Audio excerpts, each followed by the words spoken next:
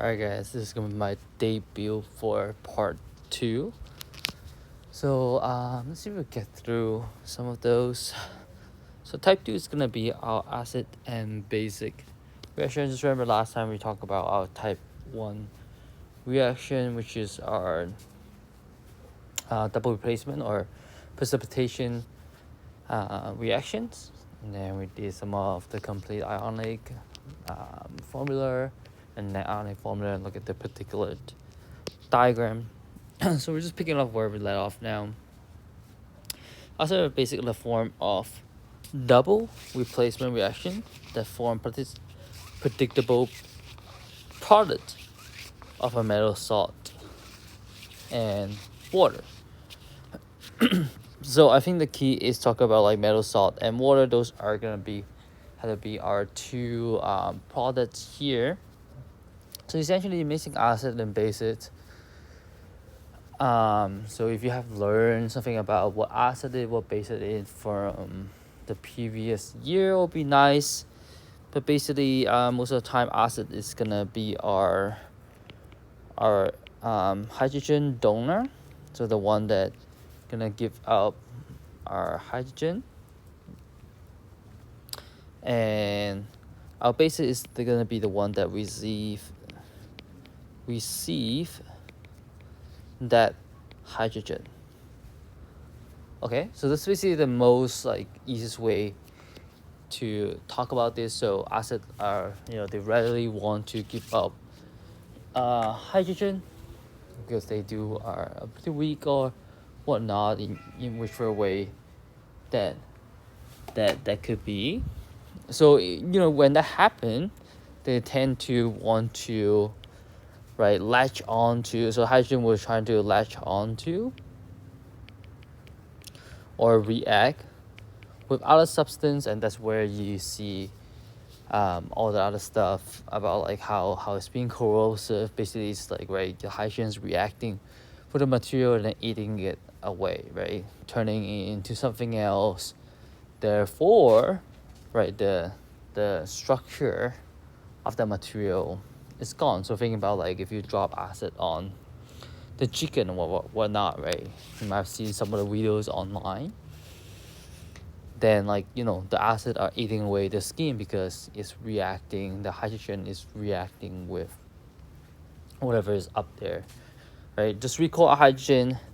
Well, we essentially, if it's H plus, then we have our proton and a neutron, and this is all it is, So it's really it's just really small particle, and they do want to react with other things to fill in, to be electronically neutral again.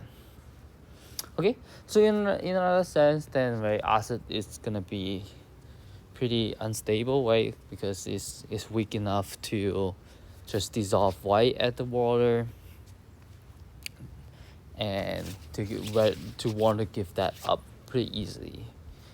So let's keep those in mind. So for our acid, it's gonna be a double replacement. So our H's are gonna replace with our sodium. So in this case, then the H does become H2O or HOH or H2O, and then our sodium is gonna react and become with the chloride. So double replacement in that sense. So in this case, then the acid and base are neutralized, so you have one acid and one base, and they're neutralized into water. So then the pH have changed, so whichever you're trying to add, you have taken out of one out, and your end product is going to be just water with sodium chloride. So this is a pretty forward or a pretty complete reaction, and most of the time it is gonna go to completions, and it's pretty strong in the sense that I think if you have strong acid and base, they also gonna release heat. So because that's how much they want to react with each other. So something to find helpful to write HOH to better see double replacement pattern. Acid and base are also known as neutralizing reaction because we are if we take out acid and base, then it become pH neutral, so neutralize in that sense. We are gonna go through more acid and basic. We have like 1 or 2 chapters just dedicated to acid and basic, and then it goes into a little bit more conceptual. But do like read the book. It's gonna help you out with some of those things. So what exactly make a strong acid? A strong acid completely dissociated into ions when they're dissolved in the water. So right, so you have free moving hydrogen ion is that point, and then they do where I want to react with all the stuff. And weak acid is gonna be on the hand just partially, right? So you don't partially, so you don't get nearly as much hydrogen ion as with our strong. So visually say it's so strong, it's considered weak, and item for. In terms of dissociation, it's gonna be ionization, right? So the H and whatever metal is gonna whatever non-metal is gonna dissociate. So this you do gonna want to remember so that you could write your complete ionic equation. So HCl, right? Hydrochloric acid, HBr, hydrobromic acid, HI, hydroionic acid, HCl4, perchloric acid, H2SO4, sulfuric acid, HNO3 are nitric acid. So we look at some of those. A lot of them is gonna be our group 7 metal, right? Group 70 metal are halogens, Cl, Br, and I. So they right, just like group 1 metal, they tend to want to dissolve into water. Right? They're pretty positive and negative, so water does a pretty good job pulling those apart.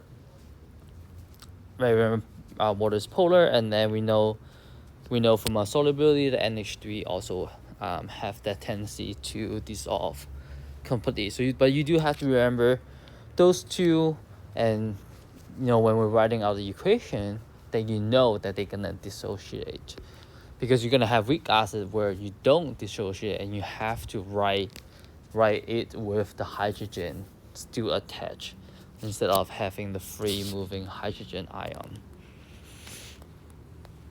Okay, strong acids, right?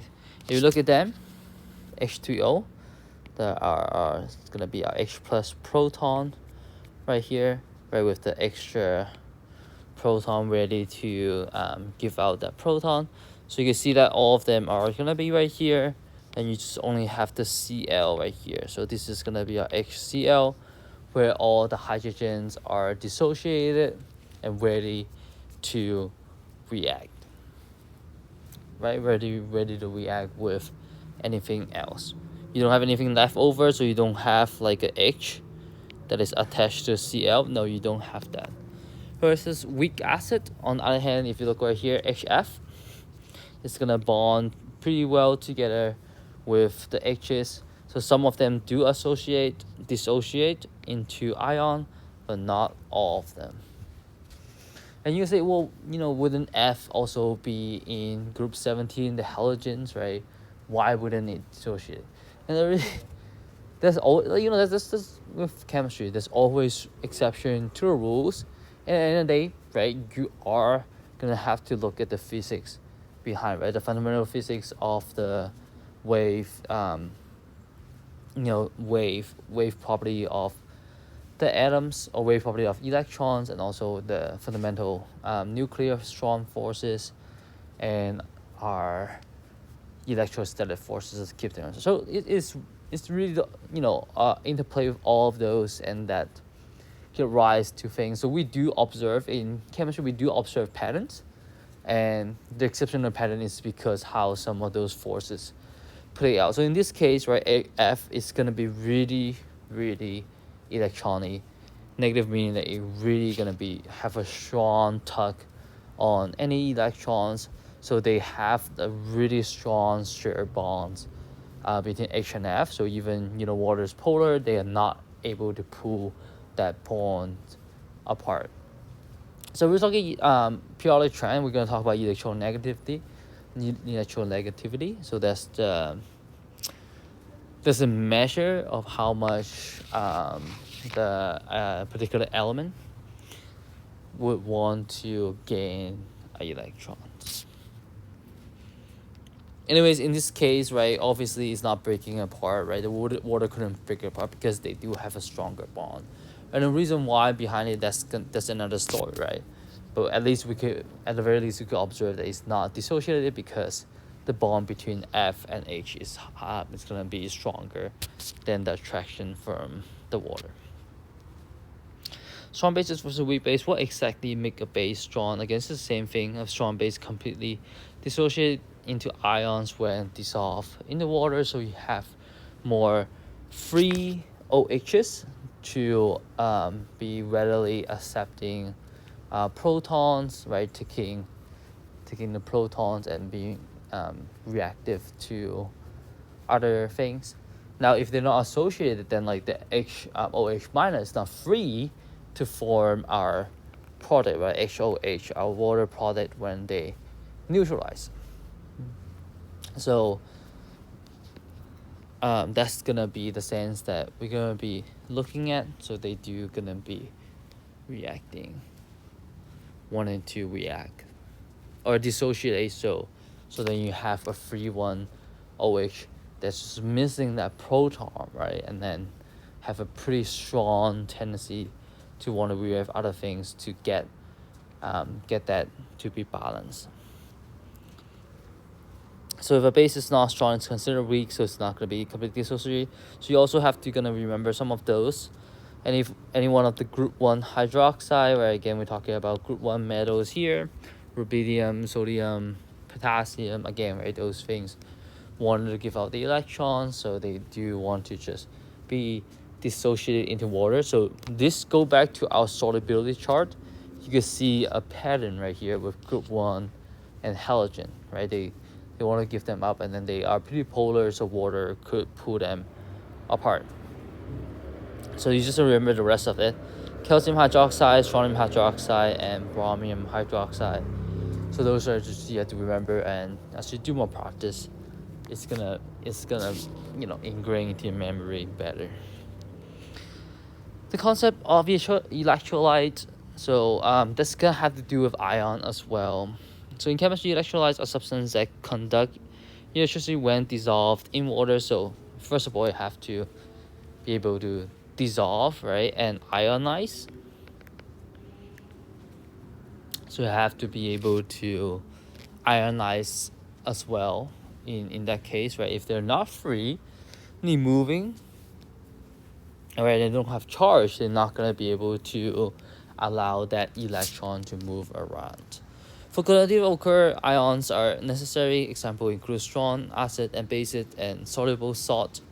So all those are gonna have our positive and negative charge, right? So in that sense, right, conductivity basically means electrons are being able to move around, right? You're transporting a current, and for a current to happen, you have to allow electrons to freely move around.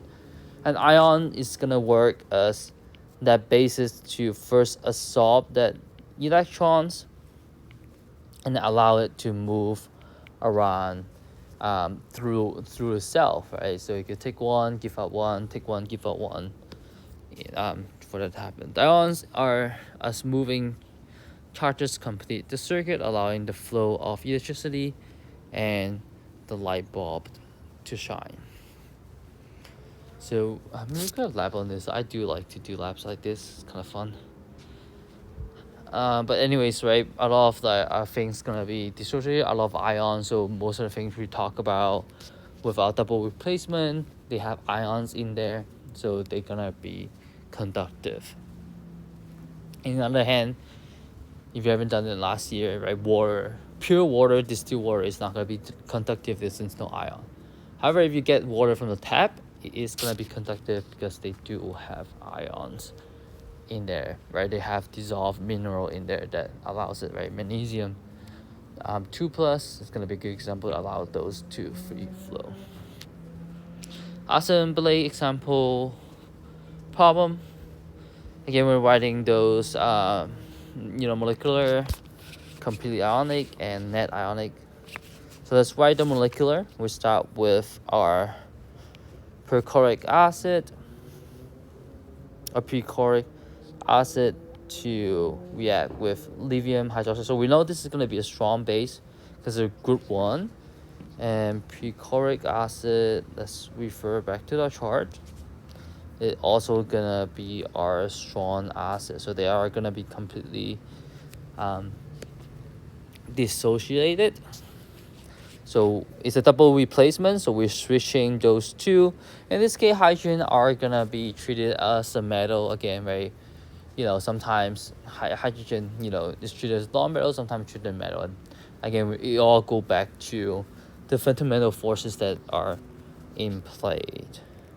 So it's gonna be OH. That's gonna be our aqueous solution in our water, and then we're gonna have which is H2O, and then we're gonna have our lithium. I forgot what's the polyatomic ion for this call, right? Cl4. Okay, and then charge is going to balance out, right? It's going to be 1+ for our hydrogen. So, and then our lithium is 1+, so it should just replace it without any problem. And this is also going to be our aqueous solution because we have our lithium here is going to completely dissolve. So the complete ionic is going to be our H+ aqueous solution. Plus our ClO4. It's also going to be our aqueous solution. Plus our lithium ion aqueous solution. Plus our hydroxide ion in our aqueous solution. Going to go to our N is going to be H2O. So H2O is going to be bonded together. So it's going to be H2O just in itself. It's not going to be dissociated. And lithium is going to be an aqueous solution, and ClO4 minus aqueous.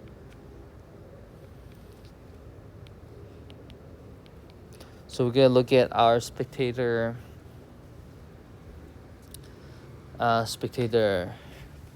ion. We're going to take out our lithium here because it's on both sides, right?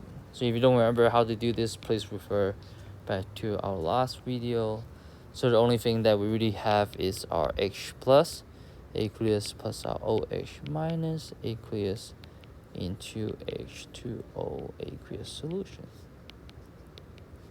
So then right, let me see. Yeah.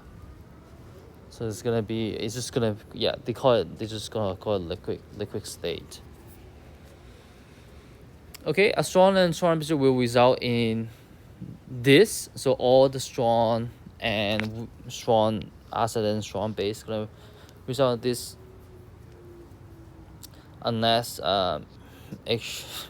H2SO4 react with those, they'll produce precipitate. Okay, so I guess we remember our solubility rules. So I don't think they're gonna try to trick you that much, but there are some that are gonna be completely dissolved, right? So remember, I knew that because lithium is our first group metal, so it's gonna be completely dissolved. So there's some exceptions here. Okay, ethyl acid is add to sodium hydroxide. Sodium hydroxide. So this is gonna be our vinegar. So ethyl acid is gonna be a vinegar, and then it's added to our sodium hydroxide. So added to a pretty strong base. So what's gonna happen? Or this help us write out. Let's work on the molecular. So we do have our HC2H3O2 aqueous plus our sodium hydroxide and a OH aqueous, and then we're gonna have our switch. Give me a minute, let me just double check. Ionic. Yeah, so you're gonna have to switch between the two metals. However, we're not writing it out as completely dissociated. Okay, so we do gonna have a switch out here on this two. So you're gonna have our HOH. That always gonna have to be our. So that's gonna be a liquid state. So that always gonna have to be our product for our acid and base reaction. They're gonna get neutralized, and then we also gonna have our NaC2H3O2, and this is gonna be aqueous, right? We know the Na is gonna completely completely dissociated. Our complete ionic is gonna be right here. So because this is a weak base, if I'm correct, let me go to the answer real fast.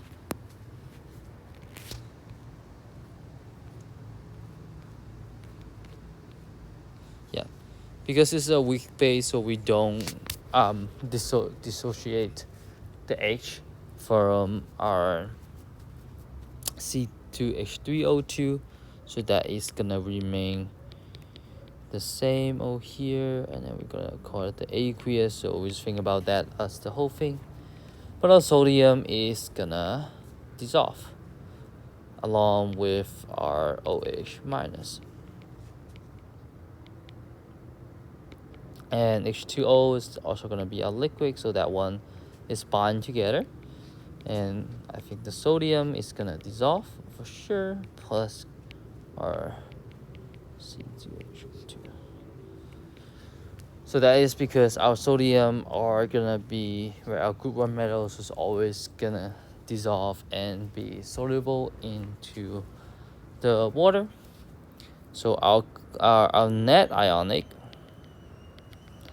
is gonna take out those one are the same on both sides. So in this case, sodium for sure, and that is gonna be it. So that is gonna be our tricky things when we are working with our weak acid or base.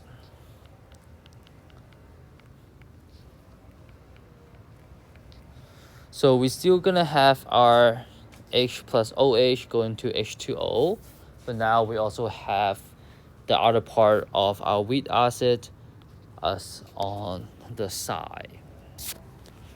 Okay, and then later on, as we're talking about the acid and base equilibrium, you see why you want to include it on the back as well. So some of the time, this part right here, which is the leftover for weak acid, is also gonna take back the hydrogen. So in a solution, you don't get a complete, right, completely, right?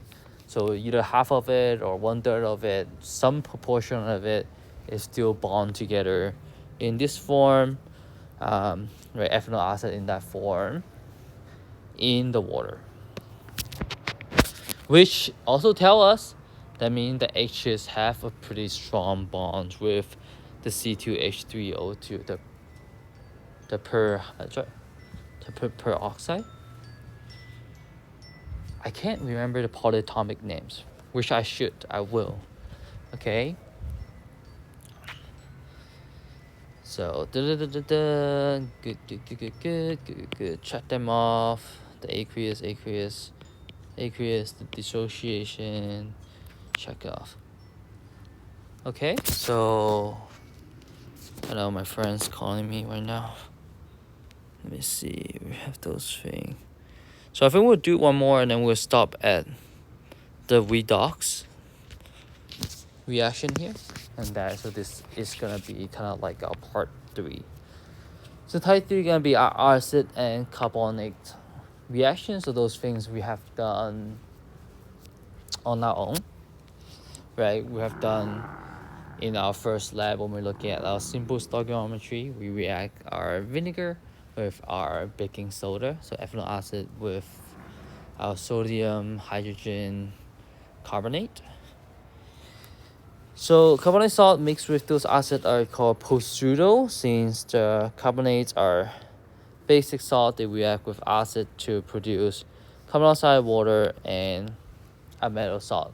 So in this case, right, you are gonna have one more product, which is gonna be our carbon dioxide. Remember, acid and basic reaction, if it's strong, we only have the water.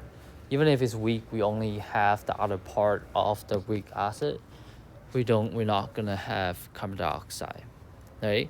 And the carbon dioxide is gonna come from our carbonate, our CO3. I think minus or 2 minus, right? That's gonna come from our carbonate. Okay, watch out for carbonate being solid or aqueous, and acid being strong or weak. This can result in many different possibilities for the net ionic equation. So there's a lot of nuance that could go into it, and then we'll go through it, and hopefully we will be able to decipher what is needed to be done. Okay, where there's a few combinations that could also result in precipitate. So just like the one that before, right, the H2SO4, the sulfuric acid, it react with certain things, it could form participant. This reaction with baking soda, NaHCO3 with our vinegar, produces CO2, water, and sodium acetate. So again, we're looking at, this is called acetate, right? We're looking at our acetate here as our weak acid, or yes. So ethanol acid solution is active solution of sodium hydrogen carbonate, and we're gonna have to figure out what is gonna happen. So so I think normally, right, if we are just working on those, right, we'll just, if we're working with our acid and base, we will just switch our first two metals together to get those things. And I think that is also gonna be our case somewhat, right? But some of them is also gonna become our water. So in this case, right, you don't see it written nicely as OH minus, right? A lot of our strong base is gonna have our OH minus. So sodium carbonate, our sodium hydrogen carbonate or sodium bicarbonate, that's the things that gonna receive. It's a weak base after it does become dissolved. I think they call it post-pseudo mainly because the carbon does react with, they have to take out carbon dioxide as the result, as the product of that. Okay, so let's go back to this, right? Our Na is gonna bind with our acetate, just like our other ones. So this one is also gonna be aqueous, right? Na is gonna completely dissolve, so it's gonna be aqueous. Then, as before that we mentioned, this is gonna bubble, so we're gonna have our CO2 as our gas, and then we're gonna have our H2O as the product of the acid and base kind of reacting with each other. So if we look at the HCO3 in this case,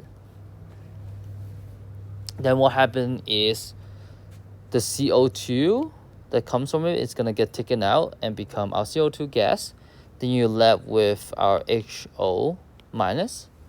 So then that's how our sodium bicarbonate are able to add a weak base to accept that proton, because when you take out CO2, you do have our OH minus. And a lot of time, if a reaction could become CO2, a carbon double bonded with our oxygen, so this is the Lewis-Dawes structure, they will. CO2 is a very, very stable chemicals. And later on, as we learn about our free energy and our heat of formation, you will see that is gonna release a lot of energy. And like we said before, things want to be stable, right? They all want to go to stable, going for unstable, stable. So CO2 has a really strong draw. If if it had a condition that allowed it to exist, it will exist pretty much.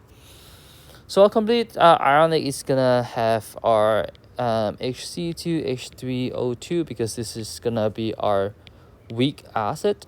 We are not gonna dissociate it completely.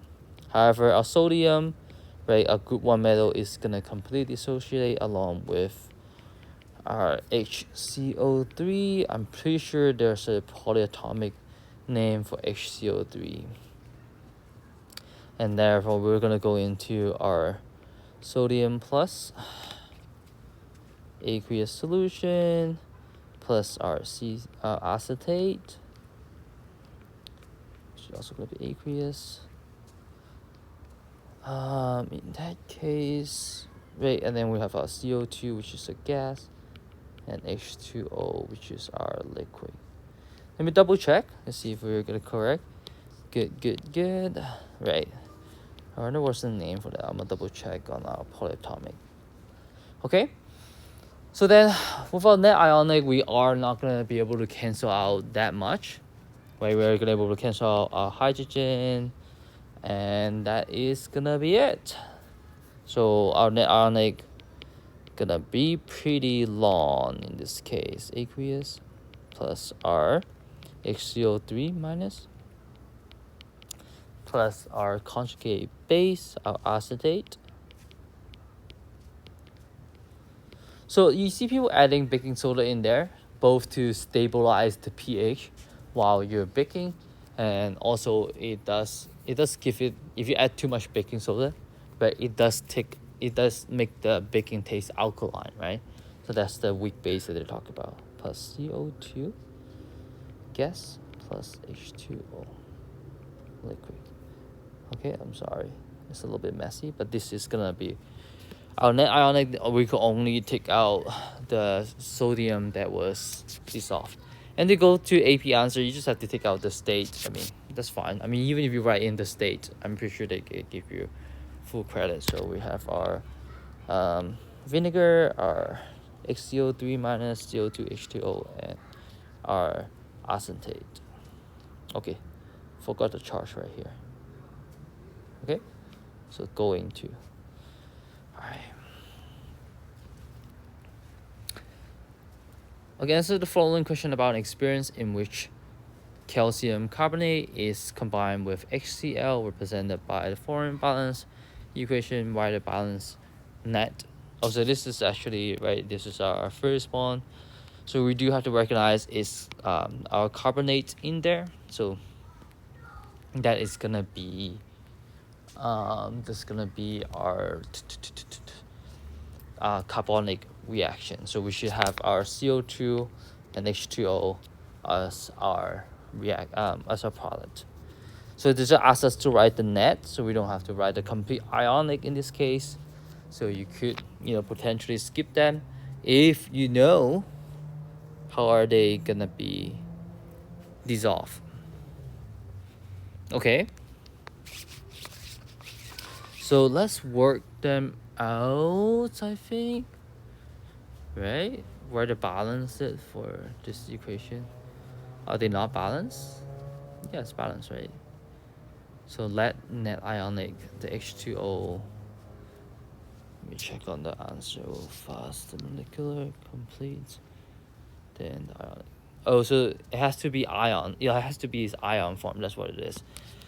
I was like, well, this could be. Wouldn't that just be it? But this is molecular form. It's not ion form. So particularly in our aqueous solution, where they're not gonna be in the ion form.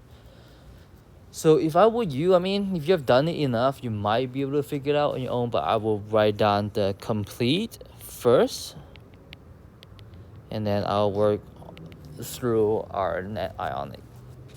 So this one, does it dissolve? No, it does not, right? So it's the solid, right? It's not aqueous, so it's not gonna dissolve. So calcium carbonate, the solid plus R, but H plus, right? Because of the Cl, or HCl is also a strong acid that you need to memorize, that they do dissociate, and the aqueous, right, against the Cl is gonna dissolve as well, or solubility. Yes, a lot of times Cl does. It's gonna be our 2 plus our chloride minus aqueous, but the CO2, which is gas, and H2O, which is liquid, is gonna stay the same. So use the aqueous as a key to guide you on what type of ion you need to write, and then we have to cancel out. We just have to cancel out the different things. It's a balance. It's not right, so we have to make sure we balance it as well. Just a 2Cl carbonate. Yeah, 2Cl, right? 2Cl, CO2. So we have to balance out.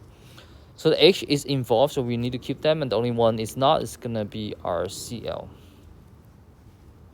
Okay, so again, if you have done it enough, you might be able to skip this step, or you might be able to look at the two aqueous, say, well, those are the only two that's gonna be ion, and Cl is gonna not doing anything, right? We know the product is H2O, so H2 react. You could do that, but if you need it like me, where to write it out, to figure it out for first couple of times before you could think through a mental math, that is fine as well.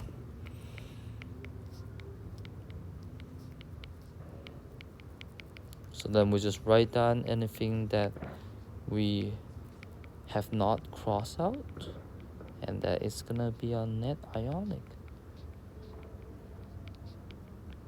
So as I'm working more on this, then I guess one of the things that we could find out is where the difference between molecular and ionic is that, you could see with the net ionic, you could see the ion that is dissociated, so it gives you a better visual, right? If you just look at this, you think maybe they're bonded together, but in reality they are ionized or dissociated into water.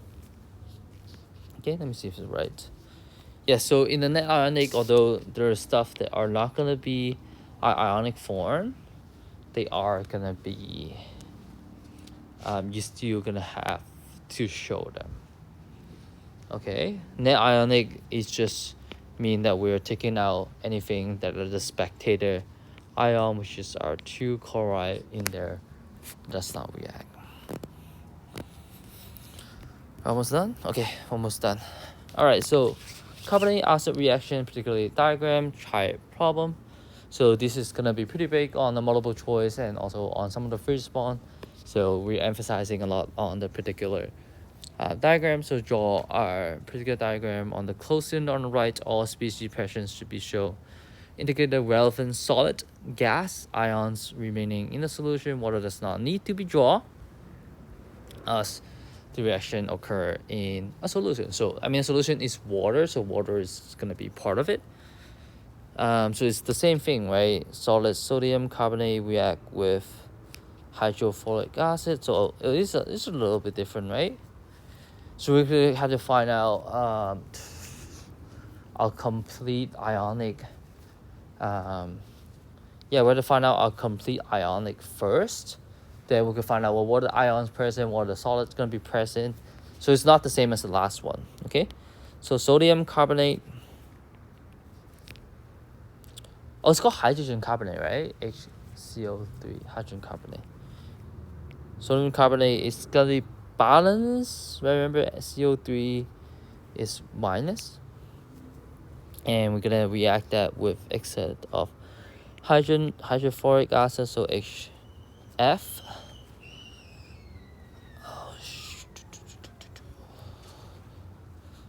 Hydrofluoric acid. Let me double check. So double check is hydrofluoric acid gonna be our strong acid?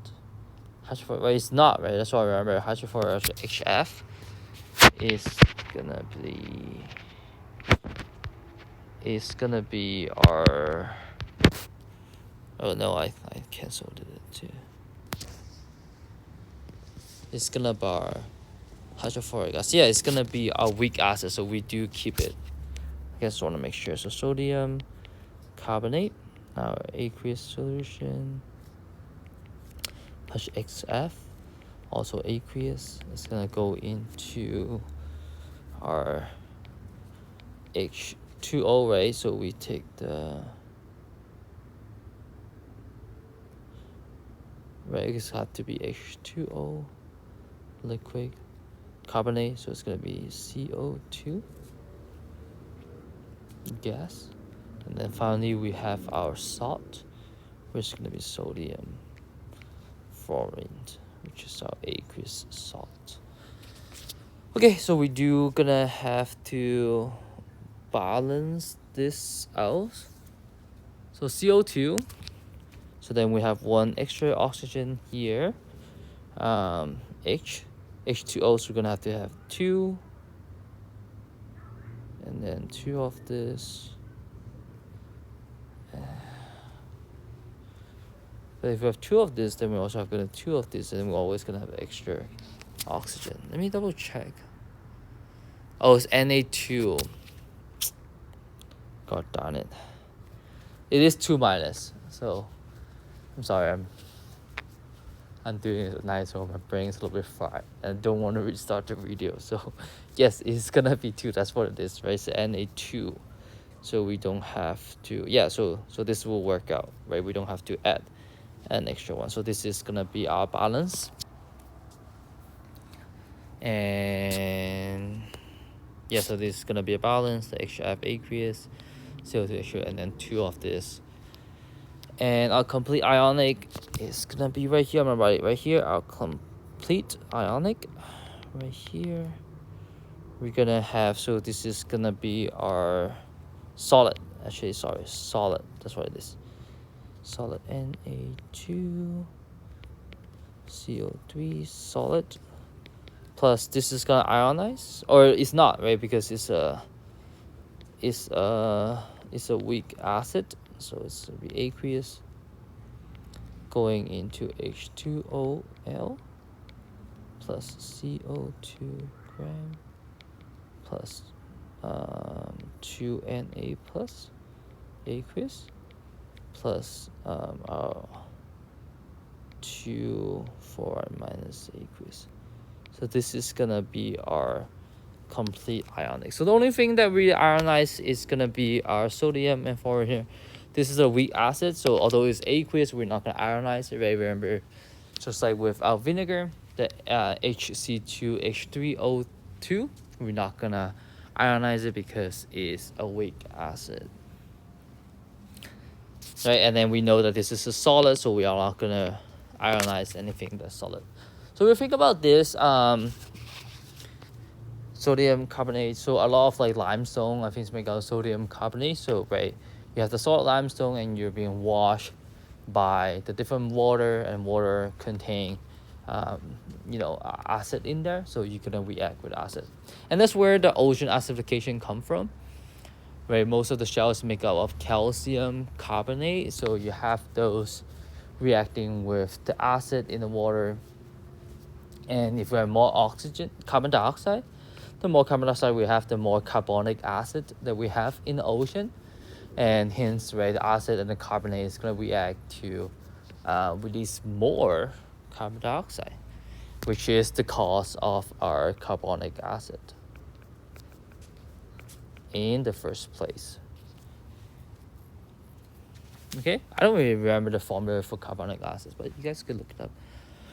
Okay, so let's look at our thing. So we do gonna have our solid. So we're gonna draw our solid in the bottom. So that is gonna be our solid. We also gonna have our HF. That's gonna be our weak acid,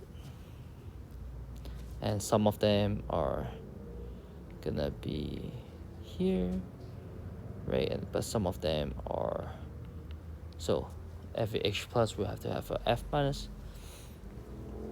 So water, right? just because it's a weak acid doesn't mean it doesn't dissociate. It still have to dissociate. And the water we don't have to show, right, because it's gonna be part of our because it's occur into water, so we don't have to show that. But we do have to show our CO2 gas that is on top here. And again, we're gonna have our sodium and then our fluorine as our spectator ions. All right. Okay, Jordan, again, so react. So we have the H2O here. It doesn't show the solids right here on the bottom. And sodium is good. The F is good. The HF is just shown here. So there's no dissociation in our thing. Okay. So I think for this one, I'm gonna redo this real fast. So the mistake I make in this case is with our, if you already knew, you could skip this part, but I'm gonna redo our complete one first. So sodium, complete ionized CO3 plus HF. So that is the solids, our aqueous solution going into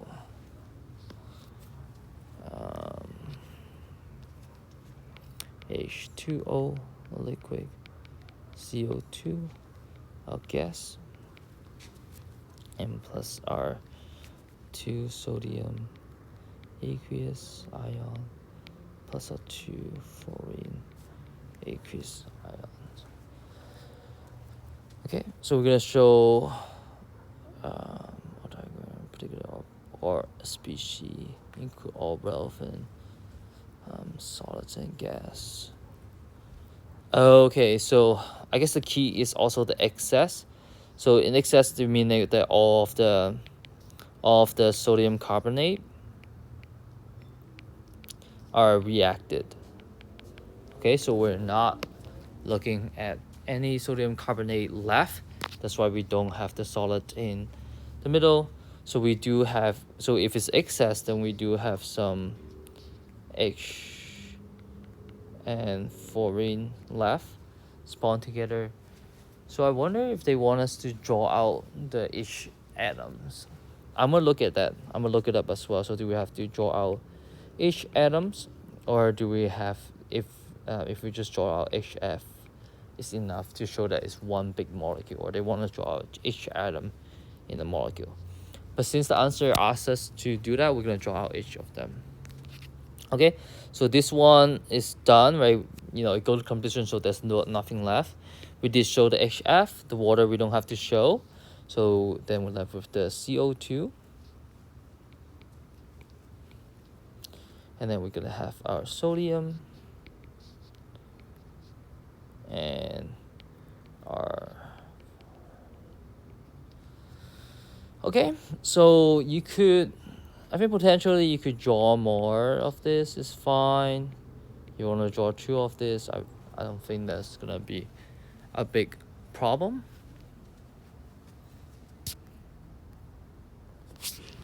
Okay, this is it. I think particular matter, I'm gonna look it up to see if I have more example problem with this one, with specifically with our anything that is carbonic acid, so I could get a better understanding. But I might, you know, if I were thinking about it, I might also draw our dissociated proton.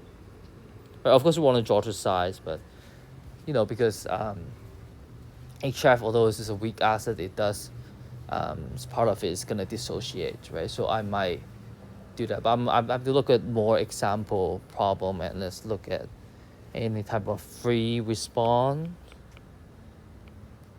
questions that might be done during that. Okay, so this is it. We have our last part after this with our oxidation redox and just more practice on the AP test.